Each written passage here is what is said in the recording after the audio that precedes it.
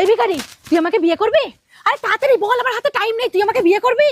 আরে আমি আপনাকে কি করে বিয়ে করতে পারি? আমি তো রাস্তার একটা ভিখারি। আরে তুই রাস্তার ভিখারি হোস আর যাই হোস, আমি তো তোকে বলছি তুই আমাকে বিয়ে করবি। কি হলো, তাড়াতাড়ি বল। না না ম্যাডাম, আমি এটা করতে পারবো না, এটা কোনো ভুল কাজ।